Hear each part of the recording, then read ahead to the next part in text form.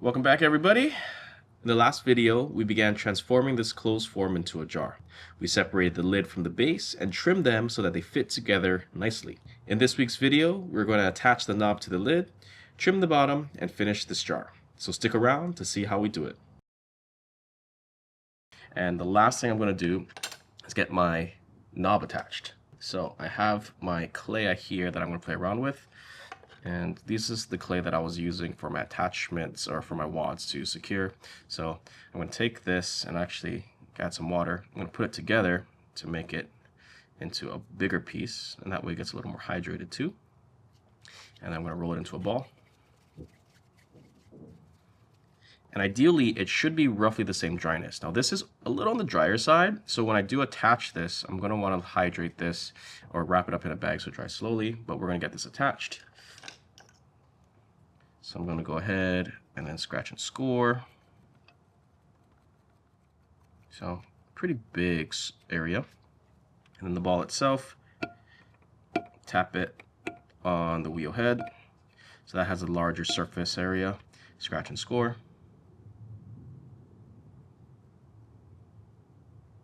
And just like the other videos, if you watched how to attach a foot to a plate, very similar. We're attaching the clay when this is feather hard so that this can be thrown to the exact shape I want. And then from here, I got my slip water. You could use regular water, but I'm just gonna dip it in there and then put it on top and plop it. And then kind of wiggle it around, kind of let that slip ooze, spin and tap.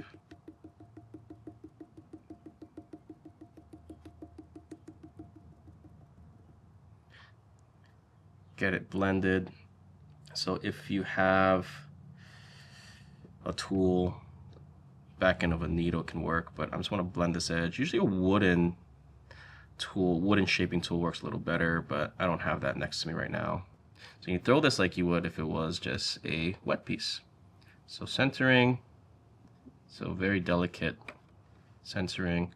I'm going to do a compression, push it down, because I want this really stuck.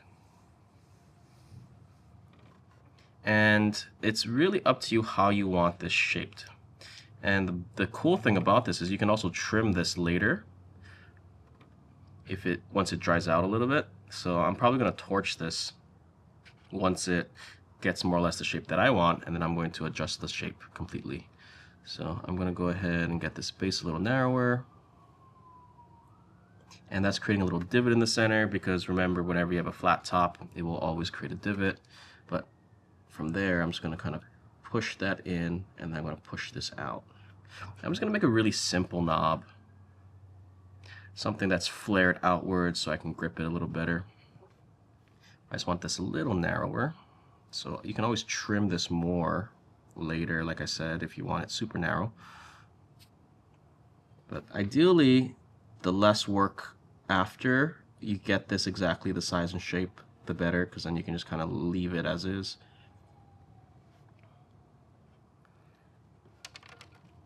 Okay, that feels pretty good.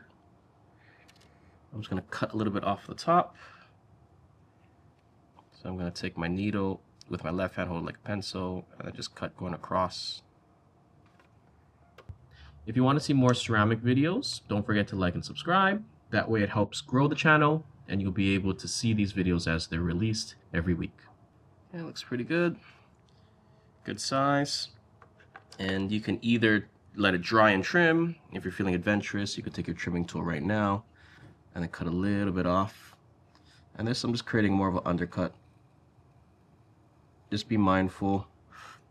The clay's sticky, so it might stick back to your knob and make it a little more messy. And then trim this edge down.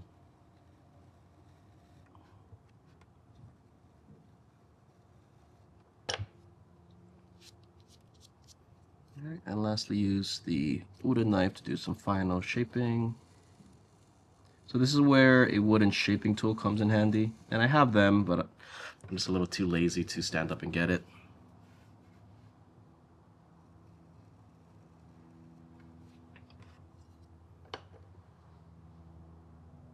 So now that the outside has been trimmed to the shape that I want, I'm going to go ahead and add some water and do a final smoothing. And I don't want to get the lid stuck to the base, so I want to make sure not to put water in those two areas. And I'll use my rib this time to do the smoothing. And just a quick reminder, it's still attached with slip and some water tension, so as you apply your rib or whatever smoothing device you're using, just make sure you're not applying too much pressure, because that can pop it off. And it would be really sad if it pops off when you're basically done with your piece. Alright, that looks pretty good.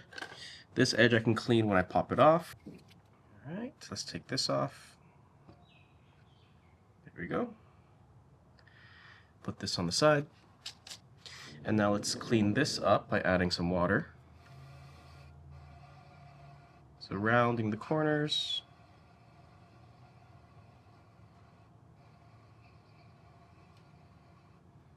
Before I finish, let's do the same here. Smoothing that edge.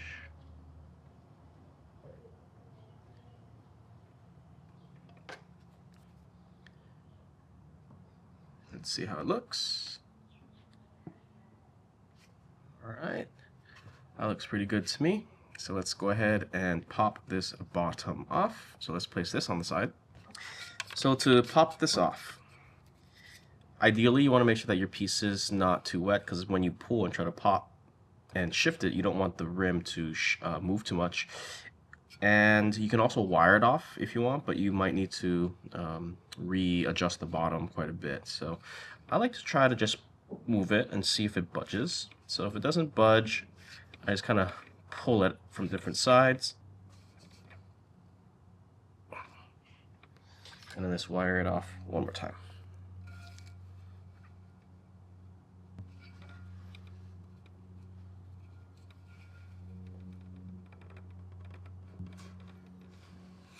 There we go.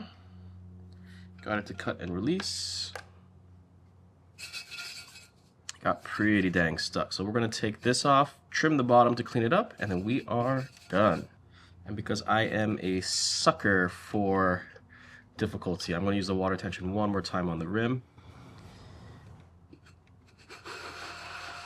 And I just hope and pray it won't get as stuck this time. So anyway, get it wet, apply pressure,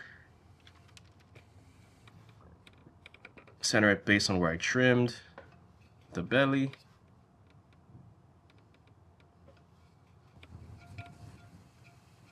Okay, looks pretty good. Give it a nice tap. And I'm not going to trim too much. I'm just going to do a concave and then round the bottom. And because it's not secure with anything but water tension, I'm going to add a little pilot hole. So I can apply downwards pressure with my hand. And then use this to start trimming the outside.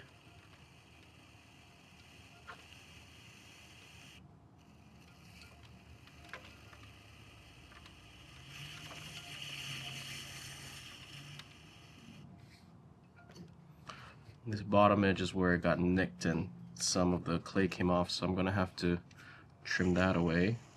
So I'm going to bring this edge down a little bit.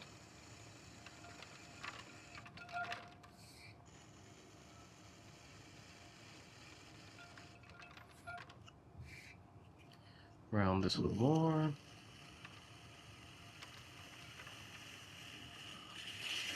And trimming the bottom to whatever style is your decision. And I'm just taking a little bit off because I like how that straight walled look with the lid attached to it. So I'm just going to remove a little bit off, kind of like how I trimmed my bottleneck face.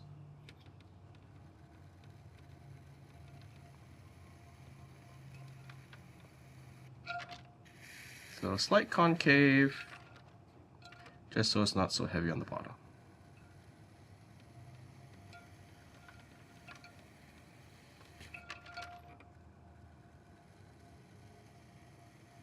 Alright, few passes. Tap tech, do the tap check. Still a little on the thicker side, take a little more off.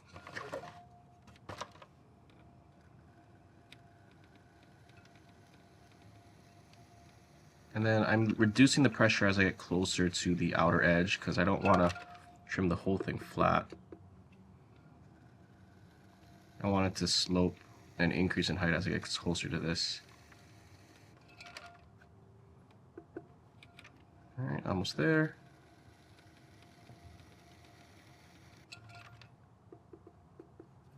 Alright, good thickness. Let's go ahead and even it out.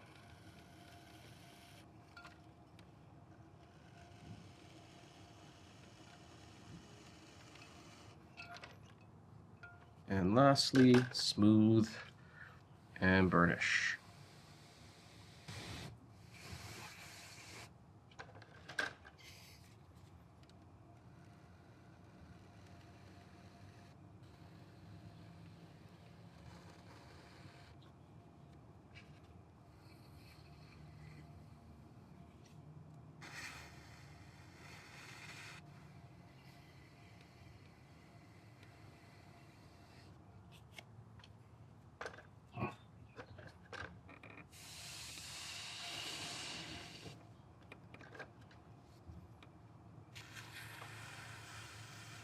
And the whole smoothing and burnishing is totally optional.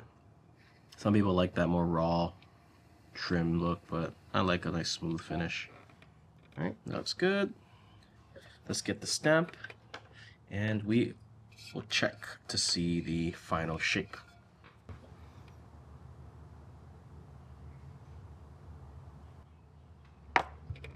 And I'm going to pop it off because I got the stamp on, and sorry there's a bus outside, so usually I would wait until it's gone for filming, but I don't want to get this stuck like the base. So hands on around it, pegs on my left and right, and just kind of pull it gently and give it a good wiggle until it releases. There you go, slides, flip, get those trimmings out of the way.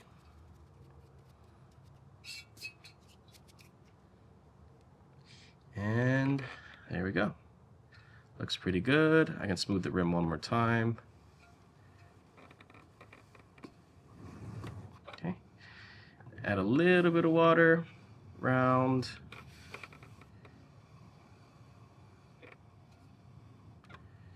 And finally, the lid.